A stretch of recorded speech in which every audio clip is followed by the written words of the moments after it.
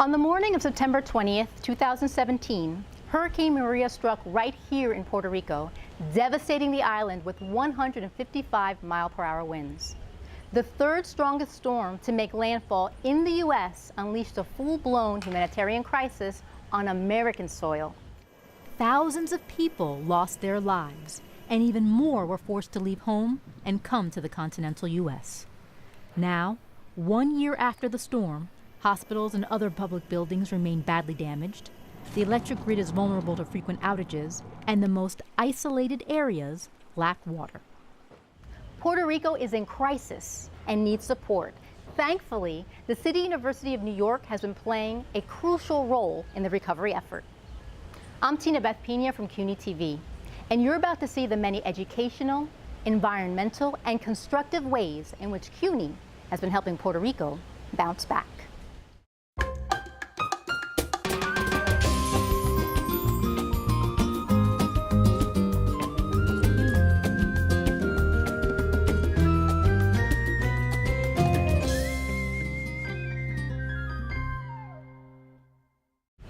Earlier this year, Governor Cuomo launched the New York Stands with Puerto Rico Recovery and Rebuilding Initiative, where skilled volunteers, along with nearly 500 SUNY and CUNY students, spent the summer rebuilding devastated neighborhoods just like the one behind me. Anne Riddell has that story. The sound of hope and humanity. City University students spending part of their summer helping to rebuild communities in Puerto Rico, a year after Hurricane Maria wreaked havoc on residents there. When you get to meet the homeowners like this lady here that we just fixed their roof, it's really, and you get to their little kids, it's really emotional because they're so happy for us to be here, but you can see the sadness in their face from what happened to their home over here. It's very sad, but it feels good when we get to help them out. It is truly emotional because you just see, it's devastation. And just put yourself in their shoes, you lose everything or you can't provide a safe home. It's just devastating. The effort is part of a larger project, a partnership with Governor Andrew Cuomo's office. Both CUNY and SUNY students were selected to work with skilled trade professionals on the ground in Puerto Rico. We spoke with City University Interim Chancellor Vida Rabinowitz about the program. The work they're doing, which is hard work, and it's 5 days a week, it's full days, they are construction workers, but they're also interacting daily with families, communities, and not-for-profit organizations. So they're learning a lot about how to work cooperatively on complex projects. It's truly an academic experience, but it's much more than that. The opportunity to have a meaningful impact in Puerto Rico is something CUNY students told us they were hoping to find. And for some, it's a deeply personal mission. We spoke with some of them over the summer before they left on their service trips.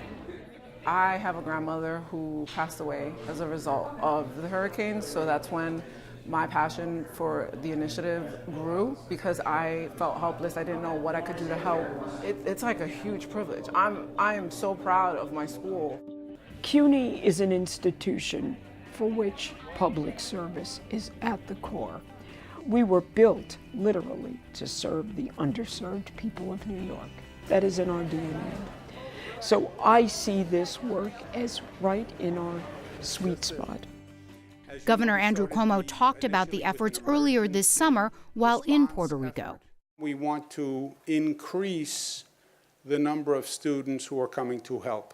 You should know we had over 3,000 applicants for the 500 spots. So the number of students who wanted to come was much larger than the number we believed that we could accommodate. Home by home, roof by roof, volunteers and students working together to tackle the devastation in Puerto Rico. I have been very, very impressed, and I'm making friends here with CUNY students, and I see them working with building trades experts, and it's really, really satisfying to see this program coming together so well. I've learned something since 9/11, and that's say yes. Say yes to helping people, because when you help people, you help yourself. And when you give, you get more in return. Ready? Yeah. Let's put differences in politics aside and just realize that there's something we have to take care of. These are basically our people too. We're all on the same planet. We should all be helping out. It's not Democrat, Republican, Independent down here. This is human to human help. I'm Anne Riddell for CUNY TV.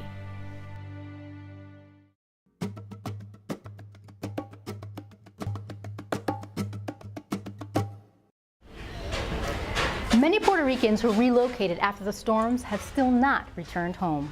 For those who made their way to New York, Hostos Community College has been helping with the transition. Our Andrew Falzone sat down with 2 hurricane refugees who have made New York City their temporary home. FEMA me ayudó, me puso en un hotel y ahí estuve hasta junio. Actualmente estoy en un shelter. Desiree Cancella's family is one of about 1,200 families that were relying on support money from FEMA to keep them in temporary housing. These families are spread out across the United States. Desiree is in a Manhattan homeless shelter, not knowing if she'll ever return to Puerto Rico. She fled after Hurricane Maria. Mientras la tormenta estaba pasando, temía mucho por mi familia. Nunca había visto un huracán de esa magnitud. Si hay una noticia que una tormenta viene para Puerto Rico, dice, oh mami, no, yo no quiero que Puerto Rico otra vez, nunca nos vamos a ir. Entonces, si viene otro huracán como María, nunca nos vamos a ir, mami, porque no, Puerto Rico no aguanta eso. Le dicen, emocionalmente, psicológicamente, estamos bastante afectados. The Health and Wellness Center at Hostos is helping these new New Yorkers like Desiree navigate a difficult life transition. A lot of the families are struggling with anxiety, depression, other types of challenges that anyone going through these circumstances would be experiencing, from dealing with the trauma on the island of the hurricane to coming to a foreign place. Mis hijos han sufrido mucho. Mis hijos quieren volver para Puerto Rico, pero no tenemos los recursos. Le va mejor acá a ellos, en la educación, en los trabajos. Families who relocated to New York were originally put in hotels by FEMA, but that subsidy ended on July 23rd and may or may not be available again, pending the outcome of an ongoing court battle. That FEMA eviction forced many of those families into city homeless shelters, and Hostos Community College has now stepped in to try and help those families get the services they need. Folks don't know where to go, and they're kind of hopping from one social service agency to another. So what we wanted to do is work with other organizations that are supporting these families and finding ways to better help them get the resources that they are entitled to and make that transition as least traumatic as possible. For many who sought refuge on the mainland, all they could take was limited to the little they could carry. Hostos has been providing free storage for those who need it. That's where we found Rafael Barreto, organizing the little he had left, the horror of his ordeal still fresh in his mind. Aún habían personas en esa residencia y tuvimos que sacarla, darle asistencia para sacarla, ya sea en un kayak. What's that like when you have to go from house to house pulling your neighbors out to save them? Impotencia. El querer darle la mano,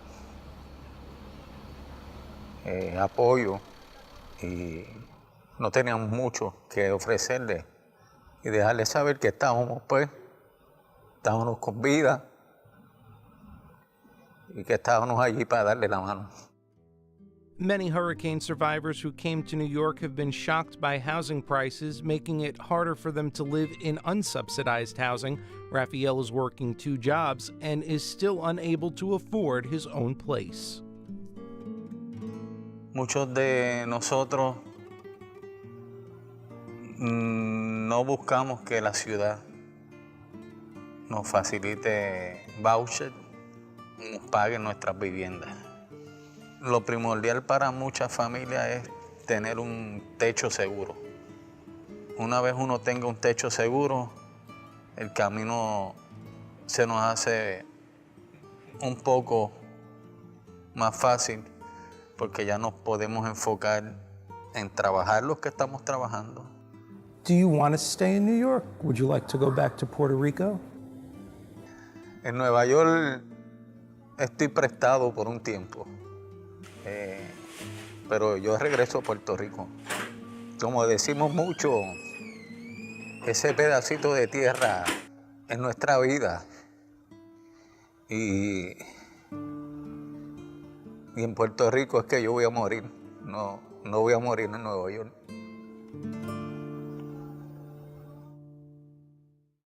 This past year, CUNY's Graduate Center, along with the Center for Latin American, Caribbean, and Latino Studies, established the Miranda Fellowship, a $150,000 award to a PhD candidate to study Puerto Rican migration.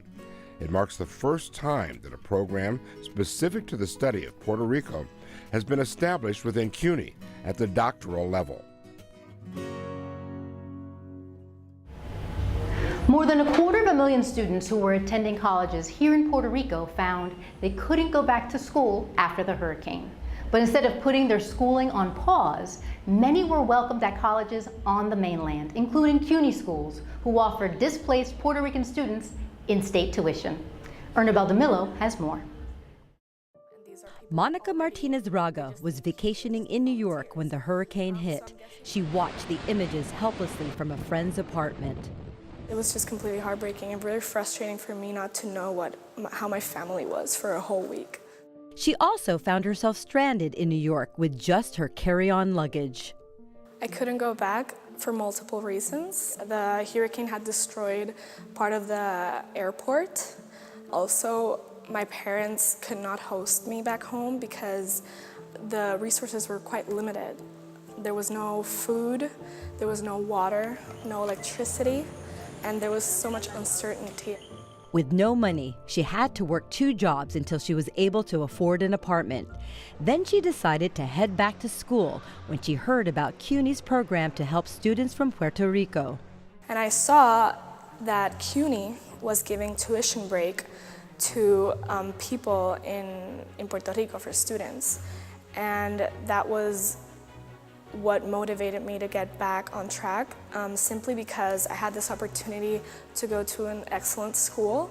Monica would pay only the in-state tuition rates, saving thousands of dollars. She's now studying economics at City College of New York. According to the New York Governor's Office, there are an estimated 200 students enrolled at CUNY under this agreement, including Gabriel Munoz, who lived through the horror in Puerto Rico. It got so loud, my ears would pop so much. It was the noise was very scary, and we weren't expecting the kind of destruction it would bring. When the sun came out the next day, they saw the devastation. His family spent weeks without power or limited power and other basic needs of living. Waiting in line for water. We didn't know if the water was okay. The neighbors taught us how to purify the water with Clorox. After helping his family get back on their feet, Gabriel decided it was time to focus on school, and he knew he had to leave Puerto Rico to do so, so he headed to New York. He's now at Queens College, majoring in biology. He enrolled back in January and admits it has been difficult. While the students from Puerto Rico are saving thousands in tuition, many still have to pay for room and board, and we all know New York City can be quite expensive. And lonely. Do you miss Puerto Rico? Yes, I do. I really do. I miss my family. But both students agree that so far it's been worth it. And for Monica, she believes she has found her purpose in life. I definitely feel the responsibility to become a professional, study, and be able to go back with even more resources, because that's what Puerto Rico needs, people. And she did just that, returned to the island. Monica is one of more than 24 students from CCNY who went to Puerto Rico this summer as part of Governor Cuomo's initiative. My first day, we finished a roof. We finished a second house in 3 days, and now this last day, we started a new one, and we're almost halfway. So it's like we are getting things done. This was also Monica's first time back since last year. It was just great to see my family again. I hadn't seen my dad in a whole year. I'm really happy to be back, but at the same time, I'm a little bit heartbroken just seeing how things have changed. Everything looks a little bit different. I'm so lucky to be here with an organized project. I feel a lot of hope in the people. There's hope in our country, and there's hope that in the end of the day, we have to, count on us, on helping hands. I'm Ernabelle DeMillo for CUNY TV. Several CUNY campuses hosted events throughout the year that help students, faculty, and the community at large understand Puerto Rico's crisis after Hurricane Maria. One summit in particular facilitated the connections and collaborations of Puerto Rico's civic sector and Puerto Ricans in the diaspora who want to contribute to the rebuilding of Puerto Rico. This is a bridge of people. This is a bridge of relationships. This is a bridge of ideas. This is a bridge of a foundation on both sides of the water so that people can make contributions that are meaningful to those that are most affected.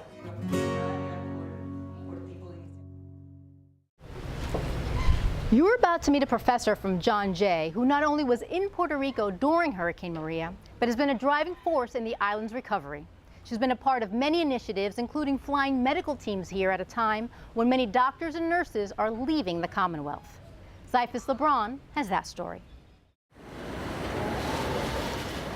This cell phone footage of Hurricane Maria's high winds hitting Puerto Rico was taken in the hours before Dr. Jody Rory and her children had to abandon their beachfront apartment for refuge in the island's interior. We never saw any relief work in our neighborhood. So for 9 days, we opened a community kitchen with a neighbor who had a restaurant downstairs to help feed the children and the elderly in our community. Running the community kitchen got her thinking about other ways that she could help. Thus was born Doctors for Maria Relief, an organization that brought medical supplies, surgeons, nurses, and doctors to 16 municipalities on the island. The first health brigade came together quickly after Rory made a phone call to a friend who is a journalist. Michelle Leung is a correspondent for Vice. So I called her, explained to her what was going on. She said, "What do you need?" I said, "I need you to help me get a plane."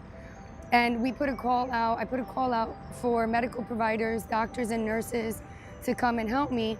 I was able to contact the Department of Health and have our doctors and nurses certified before we landed to Puerto Rico. One of those doctors was Gerardo Miranda, a sports medicine physician who works at Mount Sinai.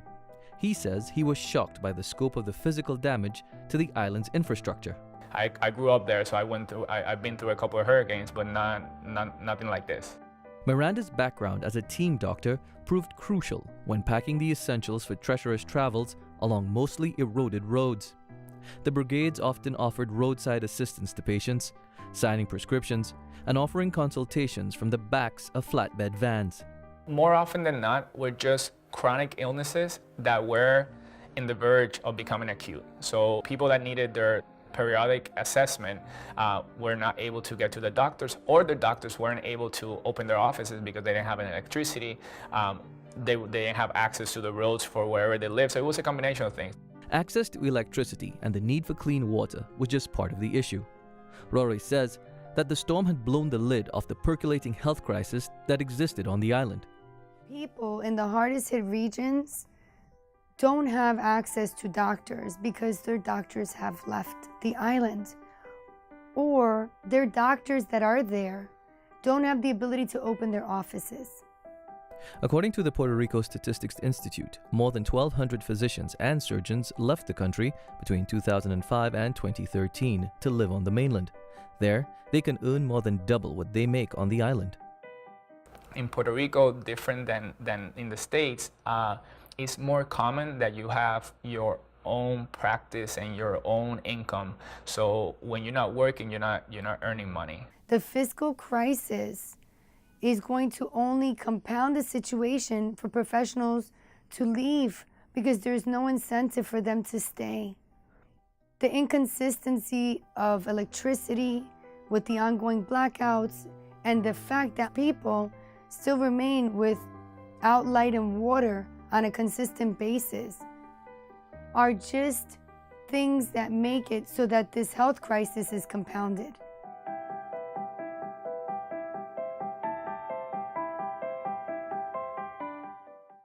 Rory says she will continue to highlight the crisis in an effort to spur not just a rebuilding of the island, but a total transformation. One she hopes will include using underground electrical grids and solar power to protect the country from another protracted disaster. For CUNY TV, I'm Zyphus LeBron.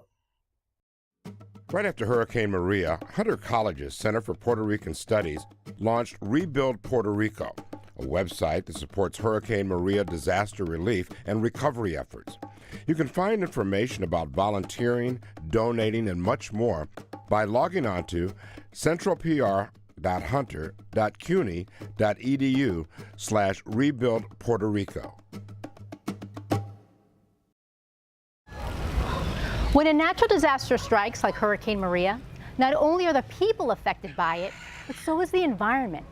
I had the opportunity to meet up with Macaulay Honors College students during their environmental service trip to Puerto Rico. Let's take a look.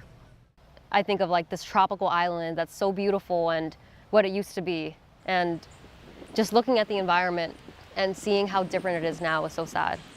The trails are all messed up. The water that's around this area, they found like a high concentration of fecal matter, and people are drinking that with no filters. They're drinking sewage water, so the island's not okay.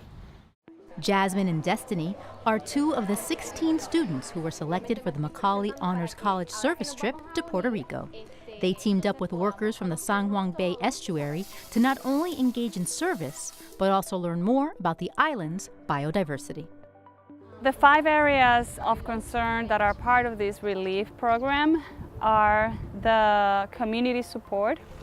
So we not only do conservation work, but we also get to know what the community needs are and then bring that support. The other areas is green infrastructure. So we're reforesting and replanting areas that were devastated and also supporting the work of the Puerto Rico Aqueduct Sewer Authority. The gray infrastructure, which is the clearing of debris out of the waterways and also out of the sewer system that is actually prompting flooding and further impacting the health of the communities. In the last area, which is the co-management of the Condado Lagoon Reserve, that lagoon was actually impacted. It does receive a high level of fecal coliforms, which is bacteria, every time it rains. So our role is to conduct water quality samples on a weekly basis and inform the public on a weekly basis as well through Facebook. Macaulay students had a first-hand look at what the estuary does and worked side by side with other volunteers during the environmental cleanup. Oh man, it's rough. You had to see us yesterday. We were very, very dirty. Yeah. It's a lot of manual labor, a lot of digging. I think I'm almost an expert maybe at using a shovel, which I've never done before. And here we are planting trees on these beautiful beaches and planting flowers and just rehabilitating gardens and creating tree nurseries. And there are so many different things that we're doing that we don't have the opportunity to do or that we've never done before. So it's just been an amazing learning experience. I feel like we've accomplished a lot in like the short amount of time that we've been here. Like when we went to Vieques, we planted 70 trees in like 15 minutes. It was insane. Like you might not think a week is a lot, but it's really amazing what you can accomplish in that amount of time. So if more people just come here for a short amount of time, like things will get a lot better. The students weren't the only ones learning something from this service trip. One of the lessons I learned, and it's a very touching one, is that so many Puerto Rican people felt abandoned and are so grateful for the conversation, for the demonstration. And I certainly see that we're not doing for, because we're always working alongside Puerto Ricans. And I think one of the happiest days for our students is when they were teamed with Puerto Rican high school students at a special high school in Humacao, where the students had dreamed of an outdoor green classroom with plants and benches, and it was just a dream. And then together working hard labor side by side, we made it happen. That was a great afternoon for us. Many people on the island are also grateful for CUNY's presence there and shared their feelings with us. Cuando se vayan me van a hacer falta porque yo paso el tiempo sola porque mi nieta trabaja y estudia. Me están haciendo compañía. Service trip is not about you. It's about serving the people in the community. And some of the hours are long that you may be working, and some days you don't want to get out of bed maybe. But it is so important and so invigorating to give back to the community, and that's what's going to make a difference.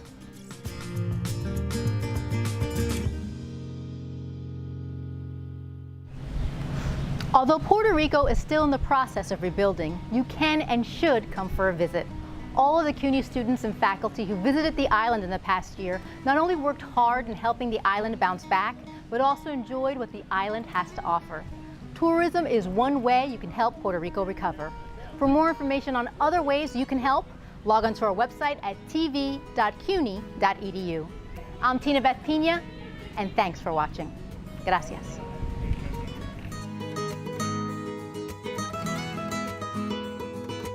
It's just so important to come to Puerto Rico, to spend money here, and to support local businesses. Homes are really bad down here. The people are in bad shape. And if you could do anything, donate your time, donate your money, any resources, please try to do it.